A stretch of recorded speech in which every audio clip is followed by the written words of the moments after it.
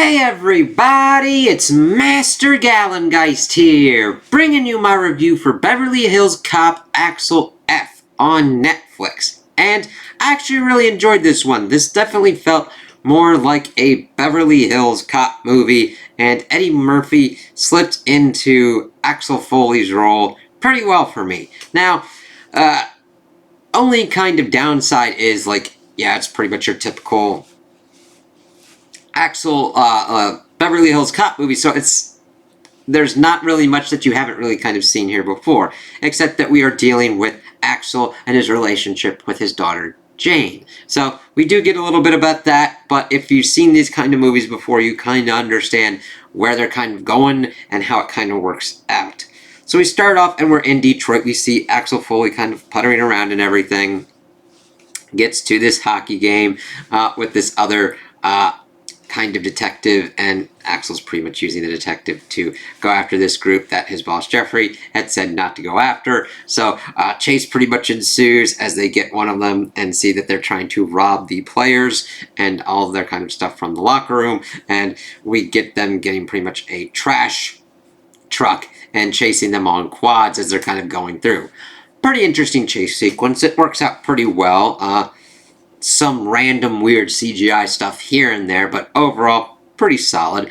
As we then get introduced to the main kind of thing of him getting kind of brought up, we see that Jeffrey pretty much fell on his own sword to kind of get out and kind of retire, to get Axel still on them. Them talking about being older, Axel still on the street doing his thing and trying to figure out what he needs to do if he wants to talk to Jane and whatnot.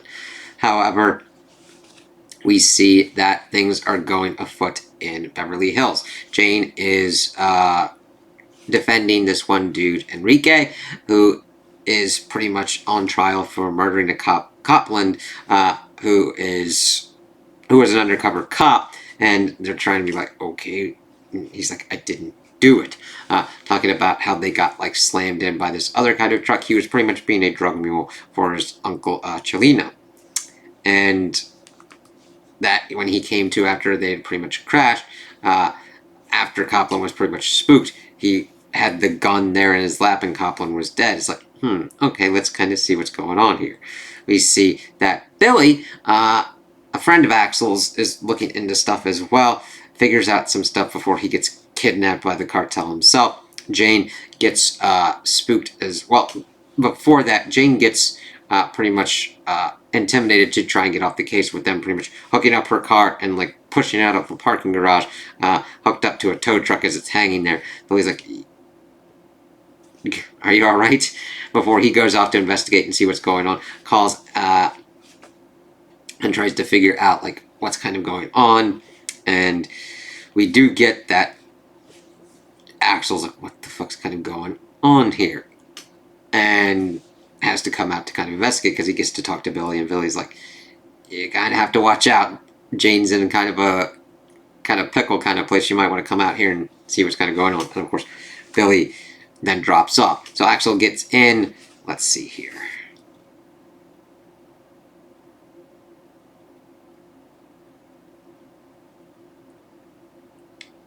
Yeah.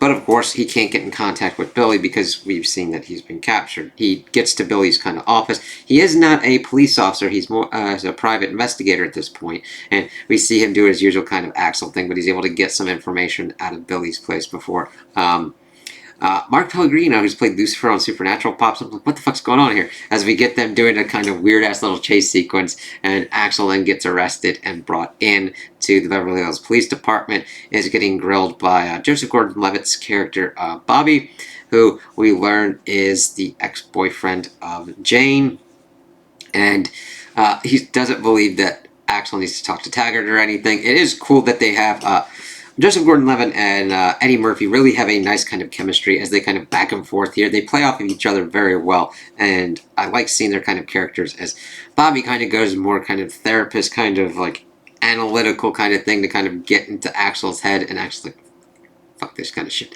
But we see him kind of brought into Taggart, and that we're introduced to Kevin Bacon's character, Grant, where you're like, oh yeah, he's the guy.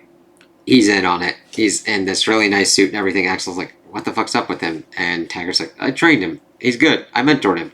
We're good here. And Axel's like, yeah, dirty cop. Before Jane pops up and pretty much gets him out, and she's like, just leave. And we see that they have a strained relationship because Axel was going after like this Detroit mafia, and to protect his family, he sent his wife and daughter out to Los Angeles. And the thing is, it led to a rift, and the wife divorced, and they'd pretty much been estranged ever since. She's like 32 years old. And I do like the dramatic kind of tension. We learned that Jane broke it off with Bobby because she couldn't date a cop because of her father, because of his dogmatism towards kind of going after people and everything, and pretty much just making the job his entire life. And that totally makes sense. And we see them pretty much trying to bring up and have these different kind of conversations, which work out very well.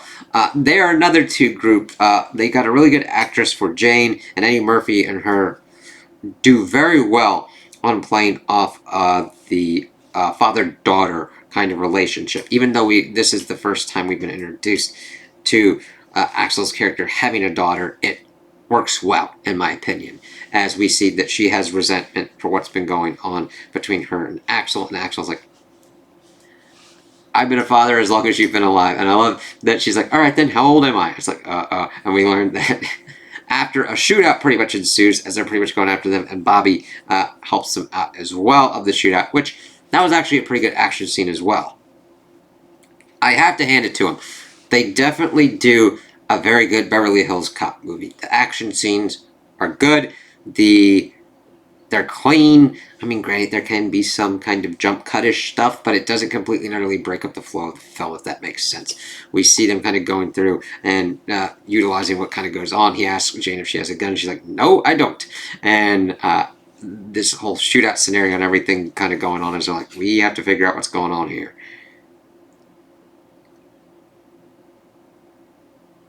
Let's see. And of course, they bring up the stuff with Grant.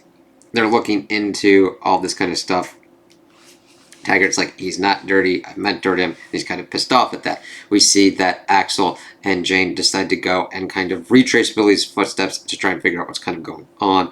They get into the impound lot, see that there was a camera in the car, that there's an SD card, and it pretty much sets them off to try and find this SD card. It's like, all right.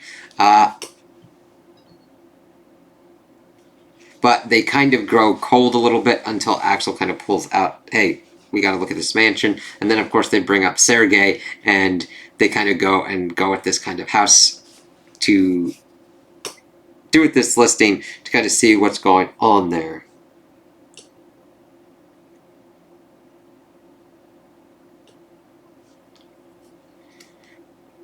Yeah. Let me see here. And of course, Abbott's been suspended as well at this point. So they're all kind of working outside and having to try and figure out the truth of what's kind of going on. So Axel kind of sneaks out, finds this place, sees all this kind of drug stuff kind of going on, and sees the SUV that rammed into Copland's car. It's like, okay, because Grant's pretty much trying to do whatever he wants. We see that he thinks that the job doesn't pay well enough, he doesn't get the recognition that he deserves, and this is how he's going to do this, and he's going to do whatever he kind of wants.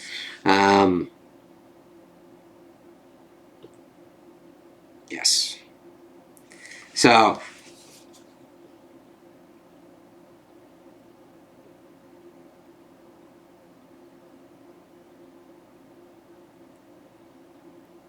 we see that the car's there. It's pretty much brings up the whole kind of spiel with bring us up to speed with Enrique. It's like, all right, cool. But we see that Grant is now onto them. And they're trying to figure out what's kind of going on here. We see that they then go to Chilino to try and get some more information out of him. Your typical kind of drug kind of thing. And Taggart can't really see it. Chilino is played by, what's his name? The one character, Jacopo from The Count of Monte Cristo with James Caviezel and Guy Pearce. That's how I always think of him.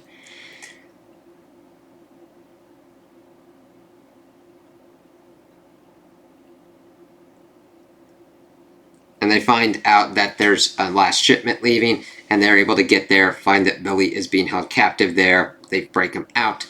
There, we learned that the knife that they've seen in Billy's kind of office is where the SD card is. So they're kind of running out, but let's see.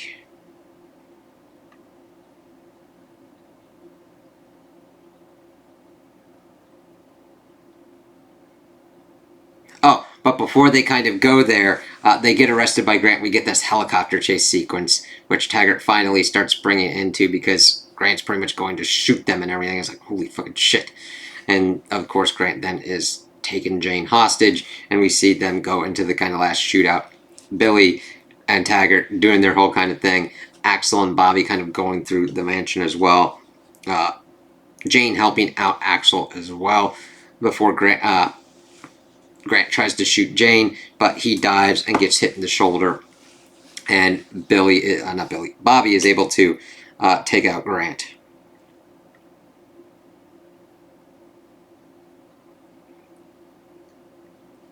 So Enrique is then freed. He is not the one that killed Copland and everything. And we see that they kind of reconcile. We see that Axel escapes the hospital to get better kind of food. And that Jane accepts her father a little bit more and that they're going to work on their relationship. And that Taggart and Billy were pretty much set to watch Axel. And they're like, Axel sneaks into their car and they're like, let's go have some dinner. Let's go get a steak. It's like, all right, cool. So, overall, I enjoyed this. If this is your first Beverly Hills Cop, I think you'll enjoy it more because it follows your kind of formulaic kind of tropes and everything, which isn't really a bad kind of thing. But you're definitely going to tell off the bat, oh, Kevin Bacon's the bad guy. And we're just going to have to see how it kind of rolls out that way. The journey through it works out pretty well. I like seeing him and Bobby's relationship kind of form, him and Jane's kind of relationship repair, seeing the kind of old school people kind of pop up of Taggart and Billy, Serge as well, as they're trying to kind of figure out stuff that's going on and getting through the case and getting to the end of it. Now, but the thing is, they don't really do much for any kind of like dramatic twist or reveal. They just follow the same kind of stuff that they usually do. So that's pretty much the main kind of knock why I don't go for like 2 thumbs up of like, this is the greatest. It's a good and competently done Beverly Hills Cop movie, which I think is great enough on its own. It's just not going to do anything that's really kind of changing much for you to be like, oh, this is really kind of different or really kind of weird, or gives you another kind of way to think about it. But I liked the new kind of characters they introduced of Bobby and Jane and how they interacted with Axel and how he explored himself and his relationships with these people. That's the biggest kind of strength with this. I wish they had kind of done a little bit more of a different kind of thing. I did like the exploration a little bit of being a cop and what that kind of means, but they didn't really, it was just kind of surface level because you got Grant being corrupt and you got Axel trying to go after that corrupt police officer, and that's the typical kind of stuff that you usually see in these kind of ones, so there's not really much change going on there. But I still think it's a pretty good movie, and I would definitely recommend it. It's a little under 2 hours. I don't really think of any kind of places they could have cut anything. So that's a pretty good achievement, in my opinion. So yeah, I would definitely recommend this. If you're not that much into action, this probably isn't for you. It's not really a big, in-depth world-building kind of one, but it does have some good character development. So if you're into character development and action, I think this would be an enjoyable one for you. It's not completely bloody and gory, but there is some blood and that goes on. Not like excessive gore or anything like Hellraiser or whatnot, but yeah, just watch yourselves. So yeah, I would still recommend this one. So those are my opinions on the movie. Tell me what you guys think in the comments below. If you liked it, if you didn't like it, if you agree with me, if you disagree with me. Also, like and subscribe, and I hope you have a good day.